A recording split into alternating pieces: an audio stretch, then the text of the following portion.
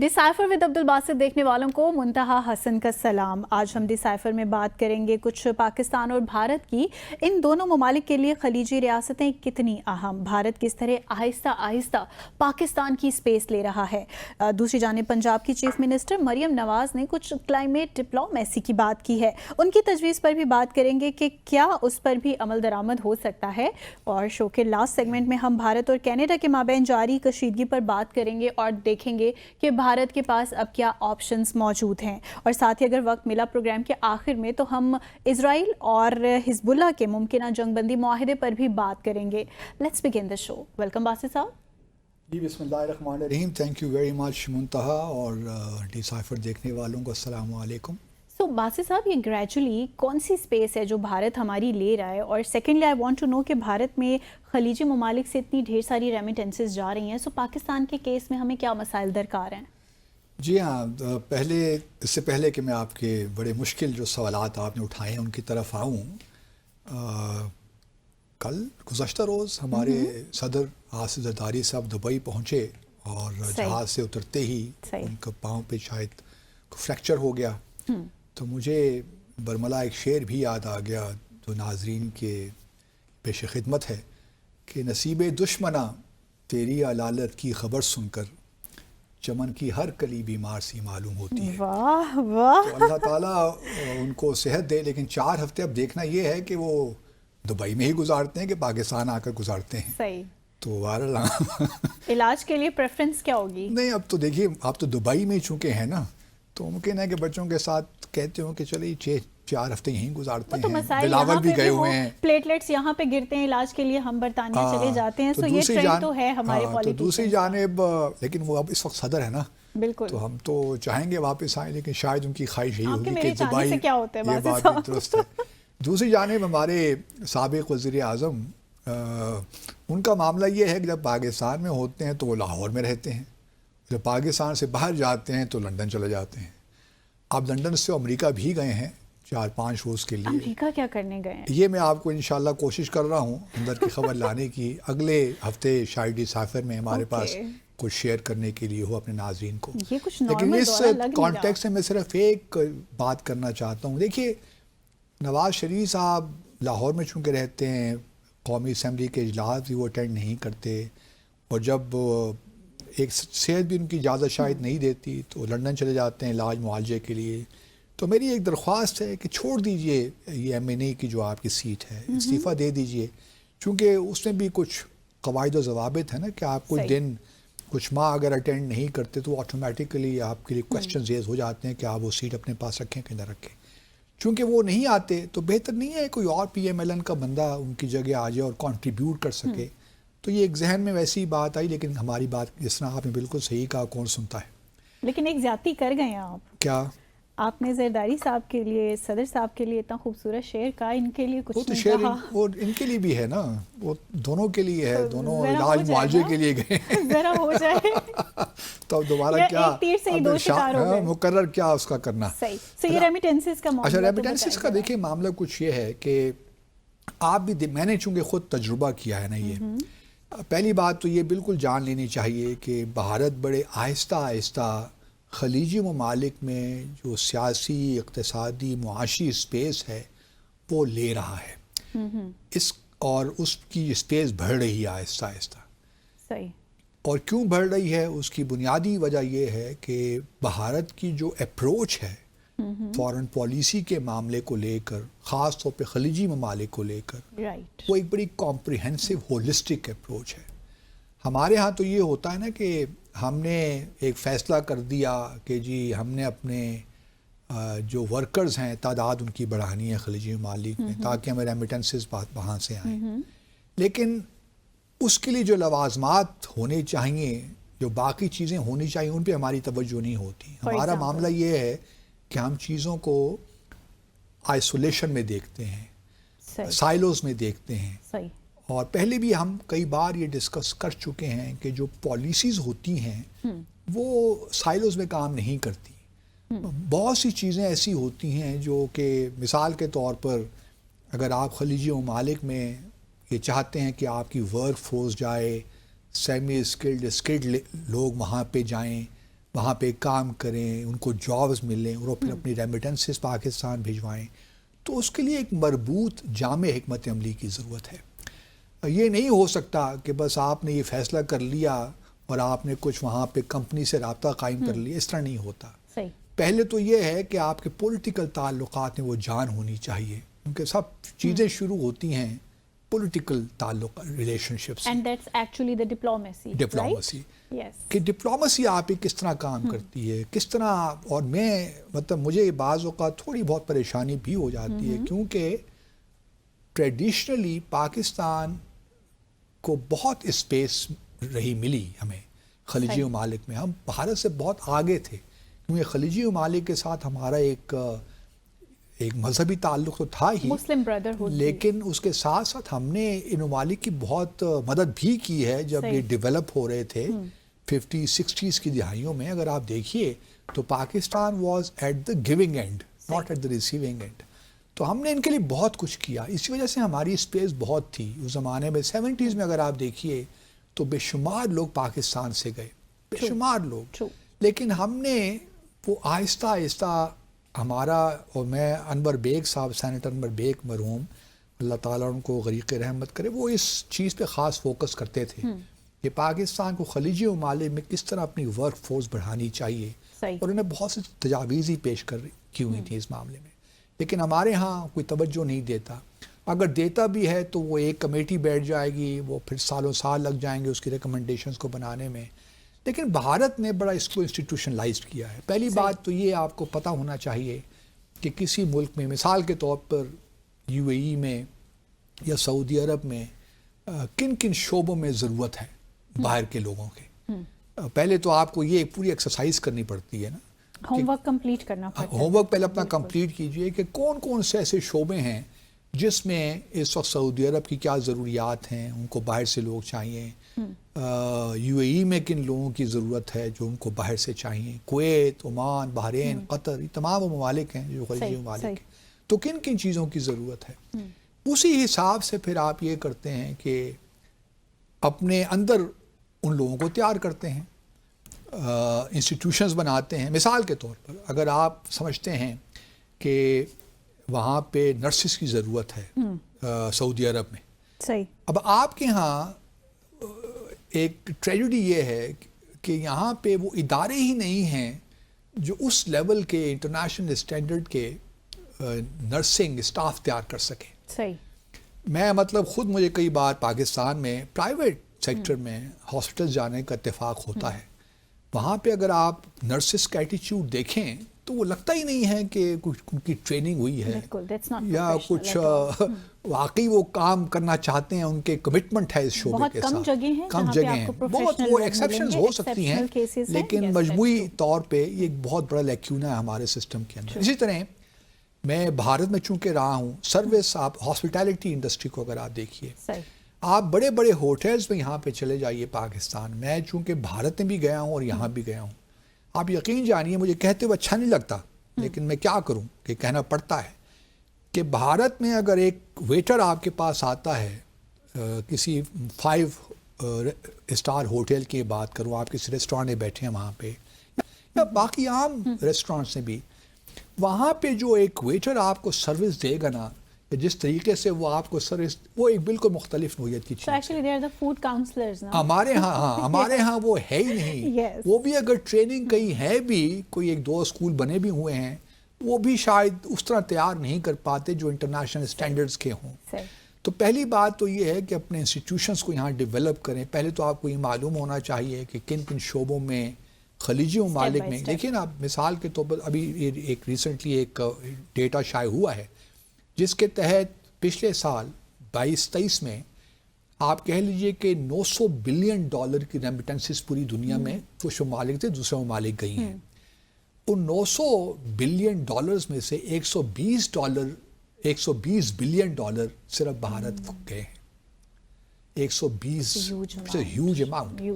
اب خلیجی ممالک سے $35 بلین بھارت گئے ہیں. اب بھارت کی پاپولیشن اگر آپ دیکھیے، سعودی عرب میں بھارت ٹوٹل پاپولیشن جو خلیجی ممالک میں ہے بھارت کی، وہ 9 ملین کے قریب ہے. ہماری آپ کہہ سکتی ہیں 4 ملین ہے. اگر آپ دیکھیے تو پاپولیشن وائز پروپورشنلی ٹھیک ہی ہے, کیونکہ بھارت کی 1.4 بلین پاپولیشن ہے, ہماری 250 ملین کہہ لیجئے. اس حساب سے تو کوئی اتنا بڑا فرق نہیں ہے, لیکن پھر بھی جو 9 ملین ہے اور ہماری 4 ملین ہے, میں سمجھتا ہوں کہ پاکستان کے ٹریڈیشنلی ہمارا اگر آپ دیکھیے تعلقات کی نوعیت رہی ہے تو ہمارے ابھی بھی 9 ملین ہونے چاہیے تھے, صحیح لیکن وہ ہے نہیں. اب بھارت کو جو ریمیٹنسز ملی ہیں, مثال کے طور پر اگر آپ دیکھیے تو یو اے ای سے جو 35% ہے اس کا 18% بھارت کو یو اے ای سے ملا ہے.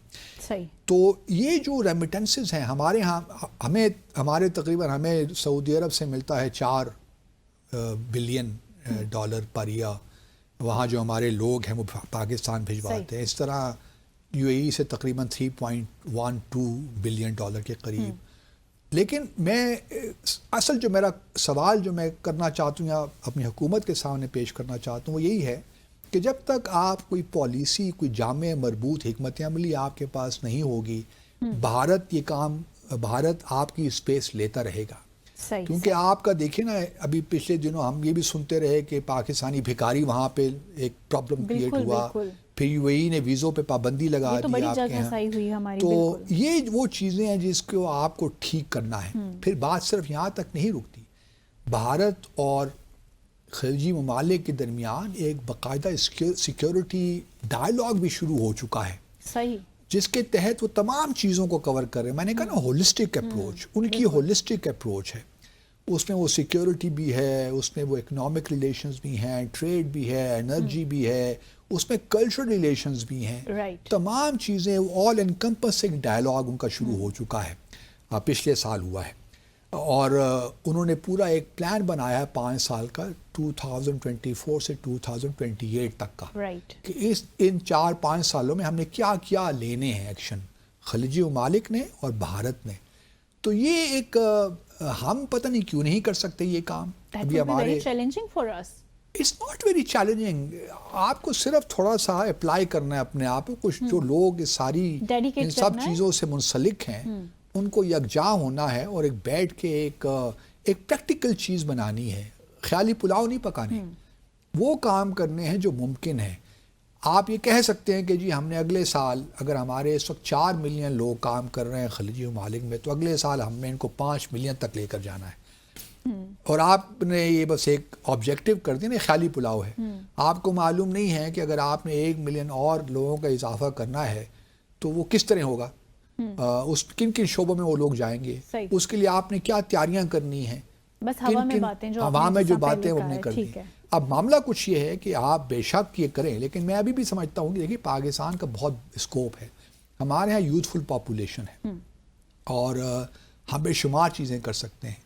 ابھی بھی اگر آپ دیکھیے تو پاکستان کا جو اوور آل جو نئی فگرز آئی ہیں اس کے مطابق پاکستان کا جو نمبر ہے 5واں ہے ریمیٹنسز کے حوالے سے. 120 بلین ڈالر جو ہے وہ بھارت کو ملی. اس کا دوسرا نمبر آتا ہے میکسیکو کا, جس کو 66 بلین ڈالر ریمیٹنسز کے طور پہ ملے. اس کے بعد میرے خیال میں چین ہے جس کو 50 بلین ڈالر, اور اس کے بعد پھر فلپائن جس کو 35 بلین ڈالر, اور پھر ہمارا نمبر آتا ہے 27 بلین ڈالر کا. تو ہم نے بھی, یہ میں نہیں کہہ رہا کہ ہمارا جو ہے بالکل حالات بہت برے ہو گئے ہیں.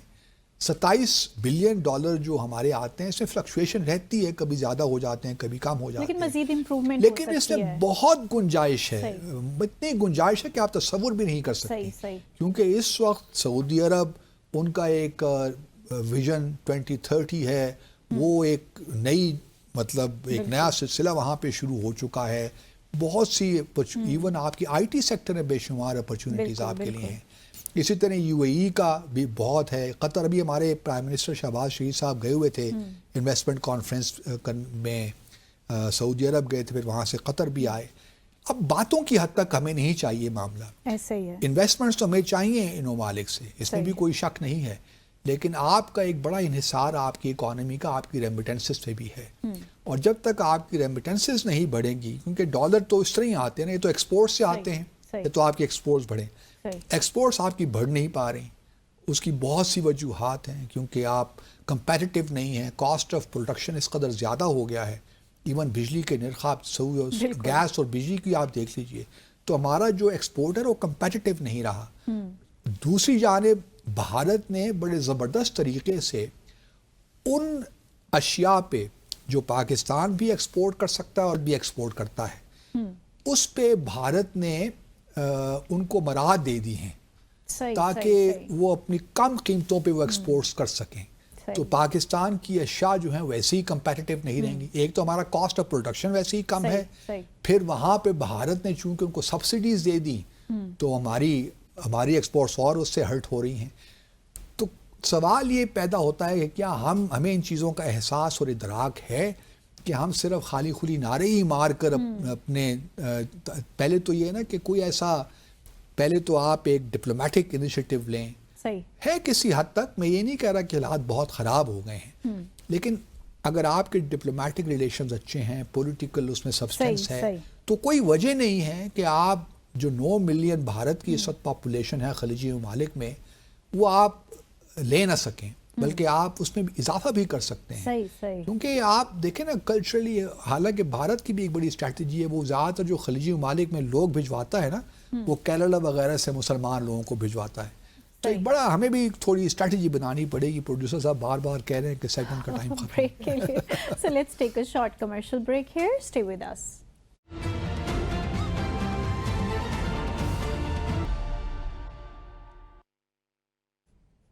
Welcome back after the break. So Basit صاحب، بینگ اے ڈپلومیٹ، آپ سے میں جانوں گی کہ ایک تو یہ کلائمیٹ ڈپلومیسی کی جو مریم نواز صاحبہ نے بات کی ہے، اس کی ضرورت ابھی ان کو ایڈریس کرنے کی کیوں پیش آئی؟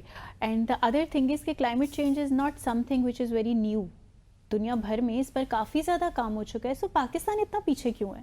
جی پاکستان پیچھے تو اب اسموگ آ رہی ہے نا، تو اچھا ہے، آپ کو احساس تو کم از کم ہے نا، چیف منسٹر صاحب کو تو اپریشیٹ کرنا چاہیے، دیر آئے درست آئے، دیر آئے درست آئے، اور پہلی دفعہ وہ فیس کر رہی ہیں بحیثیت چیف منسٹر، اور ابھی انہوں نے لاہور کے اندر آئی تھنک میرے کچھ 11 کے قریب انہوں نے، if I am not wrong, میں نے کہیں لکھا تو تھا کہ 11 ایسے ہاٹ اسپاٹس بنائے ہیں جہاں پہ ایک لحاظ سے آپ کہہ لیجئے کہ وہاں پہ ٹریفک بالکل بند ہے کچھ روز کے لیے، کیونکہ اسموگ سے پرابلم تو بڑے ہو رہے ہیں نا، آپ کی ساری ٹریفک رک جاتی ہے، بیماریاں پھیلتی ہیں، لاک ڈاؤن کی سچویشن وہ کر رہے ہیں، تو it's not a bad idea, لیکن دیکھنا یہ ہے کہ یہ جو اسموگ آتی ہے ہر سال ہمیں، اکتوبر سے شروع ہو کے کوئی جنوری تک چلا جاتا ہے معاملہ، کوئی پروازیں بھی رک جاتی ہیں، بڑے پرابلمز ہوتے ہیں پاک، اور خاص طور پہ لاہور، کیونکہ لاہور اس وقت سب سے دنیا کا سب سے زیادہ آلودہ ملک ہے، شہر ہے، اور اس کے بعد شاید نیو دہلی ہے، پہلے نیو دہلی تھا، اب ہم نے نمبر لے لیا۔ تو مریم نواز صاحبہ نے بحیثیت چیف منسٹر کے پنجاب کے، ان کا خیال یہ ہے کہ دونوں جو پنجاب ہیں دونوں اطراف میں، بھارت کا پنجاب اور ہمارا پنجاب، اس میں تعاون کی ضرورت ہے، کیونکہ امرتسر، نیو دہلی وغیرہ میں جو پولوشن ہوتی ہے اس کے ذمہ دار دونوں ممالک ہی ہیں، کیونکہ یہ وہ سیزن ہوتا نا اس وقت جب لوگ اپنی فصلیں کاٹ لیتے ہیں سارے کسان، اور جو خس و خاشاک رہ جاتے ہیں وہ پھر ان کو جلا دیتے ہیں، وہ جو اسٹبل برننگ ہوتی ہے نا، اس سے بہت زیادہ آلودگی پھیلتی ہے، اور اس سے سارا یہ پھر اسموگ کا سلسلہ، کیونکہ اسموگ فوگ اور اسموگ کا ہے معاملہ، تو اب یہ اسٹبل کا جو ہے معاملہ، اس کو جلانے کا، بھارت بھی، پنجاب میں بھی یہ ہوتا ہے اور پاکستان میں بھی ہوتا ہے، حالانکہ اس سے پابندی ہے، لیکن کسان بیچارہ ادھر بھی کیا کرے ادھر بھی کیا کرے، کیونکہ اب میکنائزڈ فارمنگ جو شروع ہوئی نا جب، تو اس سے یہ ہوا کہ پہلے تو لوگ کسان ہر کام اپنے ہاتھ سے کرتے تھے، جب یہ ہارویسٹنگ کا سیزن ہوتا تو یہ بھی سارے اپنے ہاتھوں سے ہوتا تھا، اور جو چیزیں مطلب جو خس و خاشاک جسے کہہ لیں وہ بچ جاتا تھا وہ بھی ہاتھ سے اٹھا کر، تو اسٹب برننگ کا اتنا ایشو نہیں ہوتا تھا۔ اب جو یہ میکنائزڈ فارمنگ ہوئی ہے اس سے یہ ہوا ہے کہ مشینیں تو صرف بس جو چیز چاہیے وہ نکال لیتی ہے، اور باقی چیزیں تو وہیں رہ جاتی ہیں۔ اب ایک غریب کسان کے لیے بڑا مسئلہ ہے کہ وہ لیبر ہائر کرے تو اس کو پیسے دینے پڑتے ہیں، اور اگر اور مشینیں استعمال کرے ان کو اٹھانے کے تو پھر وہ پیسے دینے پڑتے، تو ان کے لیے آسان طریقہ یہ ہوتا ہے کہ ان کو جلا دیں. تو یہ دونوں سائڈ پہ ہو رہا ہے، بھارت نے بھی ہو رہا ہے اور پاکستان نے بھی ہو رہا ہے. پنجاب میں اگر آ جائیے، امرتسر وغیرہ، ہریانہ، اس سائڈ پہ، تو وہاں بھی یہی اسٹبل برننگ ہوتی ہے جس سے بہت آلودگی پھیلتی ہے. اور آج کل چونکہ اکتوبر میں دیوالی کا موسم بھی ہے، اور دیوالی میں آپ جانتی ہیں، میں خود چونکہ رہا ہوں دلی میں، تو 2-3 دن تک آپ کو لٹرلی اتنے وہ پٹاخے چھوڑتے ہیں، فائر کریکرز، کہ 2-3 دن تک آپ کو دہلی کی سڑکوں میں کوئی نظر ہی نہیں آتا، اور اتنی سخت آلودگی ہوتی ہے. تو ایک تو وہ فینومینن بھی ہے، لیکن اصل چیز جو ہے اسٹبل برننگ کا معاملہ ہے. اب میں کیونکہ مریم نواز صاحبہ نے کہا ہے کہ جی میں خط سوچ رہی ہوں کہ خط لکھوں، جو پنجاب کے چیف منسٹر ہیں بھگوت مان صاحب، ان کو میں خط لکھتی ہوں کہ ہم دونوں مل کر اس معاملے پہ کام کریں. اب مجھے نہیں پتا، چونکہ انہوں نے کہا کہ آئی ایم کنسیڈرنگ، تو اس کا مطلب یہ ہے کہ ابھی انہوں نے شاید فارن آفس سے بھی کنسلٹ کرنا ہوگا، فیڈرل حکومت سے بھی کنسلٹ کرنا تو ہوگا نا، کیونکہ پنجاب از ناٹ اتھرائزڈ کہ وہ کسی اور ملک کے کسی اور صوبے کو یا اسٹیٹ کو اپنے طور پہ خط لکھنا شروع کر دیں کہ جی آپ آئیے اور ہم مریم بھگوت مان ملاقات کہیں ہو جائے اور ہم یہ کچھ لائے عمل بنائیں کہ کس طرح ہم ان معاملات کو آگے کریں گے. اب وہاں پہ معاملہ یہ ہے کہ اس وقت پنجاب میں، بھارتی پنجاب میں حکومت ہے کانگریس پارٹی کی، اور سینٹر میں ہے بی جے پی، تو ان کے درمیان بھی ایک چل رہی ہے، آپ کہہ لیجئے ایک جو ہوتی ہے مخاصمت، پولیٹیکل جو ہوتے ہیں مخالفین. تو اس وقت یہ معاملہ بھی ہے وہاں پہ. پاکستان میں چلی نہیں ہے کیونکہ سینٹر اور اس وقت حکومت ایک ہی ہے، تو اس وجہ سے وہ پرابلمس نہیں ہیں. لیکن میں امید کرتا ہوں کہ جو ہے پہلے کنسلٹ کریں گی مریم نواز صاحبہ فارن آفس کو، سینٹرل گورنمنٹ کو، اور اس کے بعد پھر اقدام لے گی. کیونکہ دیکھیے کوآپریشن کیا کرنا ہے ہم نے یہ بات ٹھیک مریم صاحبہ نے کہی کہ دیکھیے جو ہوا اوپر ہے وہ تو بارڈرز نہیں دیکھتی نا، وہ تو ادھر بھی جاتی ہے ادھر بھی جاتی ہے، کبھی وہاں سے ہوا کا رخ اس طرف ہو جاتا ہے، کبھی ہوا کا رخ اس طرف ہو جاتا ہے. تو یہ بات تو ٹھیک ہے، لیکن سوال یہ پیدا ہوتا ہے کہ فی الحال اگر آپ مجھ سے پوچھیے تو آپ کو اپنے اندر اقدامات لینے کی ضرورت ہے، رادر دین کہ آپ یہ کہنا شروع کر دیں کہ جی بھارت کے ساتھ کلائمیٹ ڈپلومیسی کریں، اسموگ ڈپلومیسی کریں. یہ ساری لفاظی ہے. بھارت نے بھی اپنے طور پہ کام کرنا ہے، اسٹبل برننگ کو روکنا ہے، جو کہ یوزلی رات کے وقت لوگ کرتے ہیں تاکہ پتہ نہ چلے، حالانکہ رات کو شاید زیادہ پتہ چلتا ہے، آگ طرح سامنے آ جاتی. لیکن بہرحال ان چیزوں کو روکنے کی ضرورت ہے. پھر آپ کے ہاں جو پولوشن ہے، گاڑیوں کا استعمال ہے، اس کو روکنے کی ضرورت ہے، درخت لگانے کی ضرورت ہے. 1 ارب ہیں، 2 ارب ہیں، جو بھی سونامی ہے وہ ہمیں نہیں پتا، لیکن درخت لگانے کی بھی ضرورت ہے. تو آپ اپنے طور پہ اقدامات لیجئے نا. مجھے یہ لگتا ہے کہ وہ ایک جو چھپی خواہش نہیں ہوتی ہے کسی طریقے سے پنجاب کے ساتھ کوئی ایسا کام ہو جائے، کیونکہ جاتی عمرہ وہاں پہ ہے نا، جو گاؤں ہے جن میں ان کے آباء و اجداد تھے، تو وہ ایک خواہش کہیں ابھر کے آ جاتی ہے. حالانکہ اس وقت مجھے نہیں، کچھ لوگ کہیں گے کیا بات کر رہے ہیں باسط صاحب آپ، کیا اگر حرج ہے کہ بات سے بات نکال لیا آپ نے. نہیں، سوال یہ پیدا ہوتا ہے کہ کوشچن یہ کوآپریشن ہونا چاہیے، لیکن بھارت کا دیکھیے ہمیشہ سے رویہ کیا رہا ہے. ایون سیاچن جیسی جگہ پہ بھی ہم نے ایک دفعہ یہ پروپوز کیا تھا، بلکہ نواز شریف صاحب نے پروپوز کیا تھا، اس سے پہلے شاید مشرف صاحب نے بھی کیا تھا، کہ یہاں پہ ہم سیاچن میں اپنی فوجیں وڈرا کر کے یہاں پہ ایک پیس پارک بنا دیتے ہیں. لیکن بھارت نے انکار کر دیا. بھارت نے کہا ہم اپنی فوجیں یہاں سے ہٹائیں گے نہیں. ابھی آپ کیجئے کلائمیٹ ڈپلومیسی، اسموگ کے خلاف بھی آپ جنگ کیجئے، لیکن پہلے تو یہ دیکھیے نا کہ جو آپ نے اپنے اندر ڈومیسٹکلی جو آپ نے اقدامات لینے ہیں، جس میں بھارت کے تعاون کی ضرورت نہیں ہے آپ کو، کیا آپ وہ لے رہے ہیں؟ صحیح. اگلا اسٹیپ تو پھر آئے گا نا بھارت کی جانب، تو پھر ہم بڑھیں گے جب اپنا آپ کام اپنا یہاں پہ کر لیں گی. اگر بھارت کی وجہ سے ہمارے ہاں اسموگ آ رہی ہے زیادہ، یا یہاں پہ آلودگی پھیل رہی ہے، تو پھر تو ہم بھارت کی جانب رخ کریں گے. لیکن اصل معاملہ تو یہاں پہ ہے. جس طرح بھارت کا اصل معاملہ بھارت کی جانب ہے، وہ ایکچولی ہمیں اپریشیٹ کرنا چاہیے کہ بھارت نے کافی اچھے اقدامات لیے ہیں. یہ نہیں کہ وہاں اسٹبل برننگ ختم ہو گئی ہے، وہاں بھی ابھی یہ معاملہ ہے، سیریس ہے. اور جس طرح میں نے کہا کہ دیوالی کے دنوں میں تو یہ معاملہ اور زیادہ بڑھ جاتا ہے، تو وہاں پہ بھی یہ ایشو ہے صحیح. لیکن ہمارے ہاں پہلے انہوں نے بھی اپنے اندرونی اقدامات لینے، میجرز لینے، اور ہم نے بھی اپنے اندرونی میجرز لینے ہیں. اگر پھر بات آگے بڑھتی ہے تو I am all for climate diplomacy. لیکن کلائمیٹ ڈپلومیسی یہ نہیں ہو سکتا کہ آپ you put cart before the horse. جو پہلے آپ نے اقدامات خود کرنے ہیں اس پہ آپ کچھ کریں نہیں اور آپ یہ باتیں کرنا شروع کر دیں کہ جی ہم نے بھارت کے ساتھ کلچر ڈپلومیسی بھی کرنی ہے تو کلائمیٹ ڈپلومیسی بھی کرنی ہے اور ہم ایک ہی لوگ ہیں. یہ جو نیریٹو ہے نا یہ بڑا پرانا ہے. ہم پہلے بھی ہم بھی آلو گوشت کھاتے ہیں, وہ بھی آلو گوشت کھاتے ہیں and that kind of stuff. اس میں ایک دبی دبی سی خواہش تو لگتی ہے پنجابیت کی, لیکن میں سمجھتا ہوں کہ ابھی اس کا ٹائم نہیں آیا. پہلے آپ اندرونی طور پہ اپنے جو بھی آپ نے میجرز لینے وہ آپ لیجئے, اس کے بعد پھر ہم سوچیں گے کہ بھارت کے ساتھ. اور اگر آپ بھارت اپنے کاؤنٹر پارٹ کو خط لکھ بھی دیں گی تو بھگوت من جو ہیں وہ آبویسلی نیو دہلی کو لکھیں گے کہ آپ بتائیے کہ جی یہ خط ہمیں آیا ہے, بلکہ خط انہی کے تھرو جائے گا. یہ نہیں ہو سکتا کہ یہ ڈائریکٹ لکھیں گی. یہ خط جائے گا ہمارے ہائی کمیشن کو. اگر یہ خط لکھا گیا تو یہ پاکستان کا جو ہائی کمیشن ہے نیو دہلی میں اس کو بھیجیں گے. پھر نیو دہلی ہمارا ہائی کمیشن منسٹری جو ہے ان کا وزارت خارجہ ان کو بھجوائے گا اور پھر اگر وہ بھجوا دیں گے آگے پنجاب کے چیف منسٹر کو.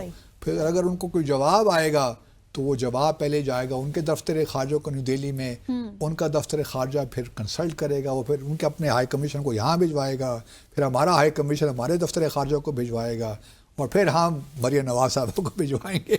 تو سوال یہی ہے, That would be a long process. But meanwhile we should take the steps which are required to be taken here in Pakistan. Yes, definitely. Let's take a short commercial break here. We'll come after the break and we are going to discuss about the relationships between India and Canada. Stay with us.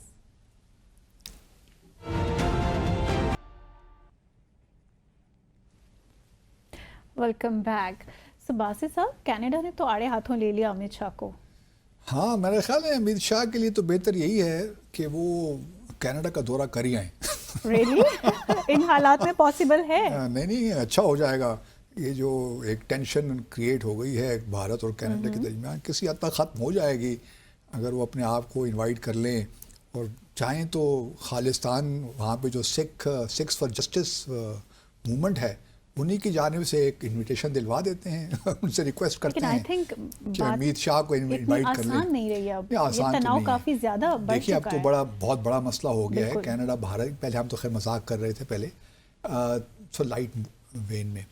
Obviously Bharat اور Canada کے deputy foreign minister نے وہاں پہ ایک house of Commons میں ایک committee ہے اس پہ ایک بیان دے دیا ہے کہ جی جو سارے جو بھی قتل ہوا ہے ہردیپ سنگھ نجر کا 18 جون 2023 کو جو خالصتان موومنٹ کے ساتھ بھی منسلک تھے, اس میں جو ہے ان کو جو انٹیلیجنس ملی ہے وہ یہ بتاتی ہے کہ اس کے تانے بانے جو ہیں وہ امت شاہ سے ملتے ہیں. اور امت شاہ آپ کو یاد رہے کہ ہوم منسٹر ہیں اور ایک ایسے ویسے پولیٹیشین نہیں ہیں. امت شاہ بی جے پی کے صدر رہے ہیں 2014 تک, پھر اس کے بعد 2014 کے بعد ان کو بنایا گیا بی جے پی کا صدر.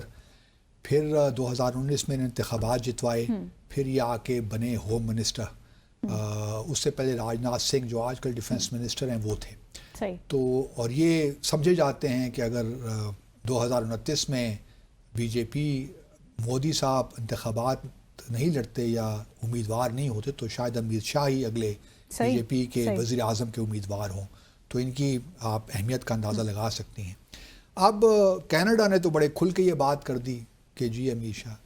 اب میں بھارت کا میڈیا ان کے ٹی وی چینلز دیکھتا ہوں یا ان کا پرنٹ میڈیا پڑھتا ہوں اخبارات, تو وہ تو سارے آگ بگولا بیٹھے ہیں بالکل کہ یہ کیا جی چین جو جسٹن ٹروڈو ہیں انہوں نے کتنی غیر ذمہ داری کا مظاہرہ کر رہے ہیں کہ ہر چیز پبلک میں لا رہے ہیں, ان کے پاس کوئی ایویڈنس نہیں ہے, کوئی شواہد نہیں ہے, بالکل کیمپین چل رہی ہے باقاعدہ.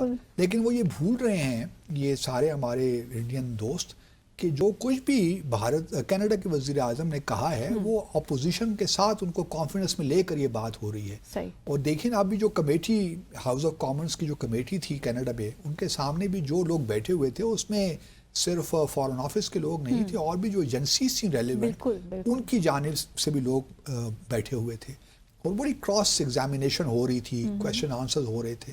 تو بڑی ایک کمپریہنسو بریفنگ انہوں نے دی کہ کیا انٹیلیجنس ان کے پاس موجود ہے اور کس طرح یہ بات وہ کر رہے ہیں. وہ کہ ہوا میں تو بات نہیں کر رہے ہیں. اور پھر یہ بھی بات یاد رہے کہ وہ ساری جتنی بھی انٹیلیجنس ہے وہ شیئر کر رہے ہیں امریکہ کے ساتھ اور امریکہ بھی شیئر کر رہا ہے.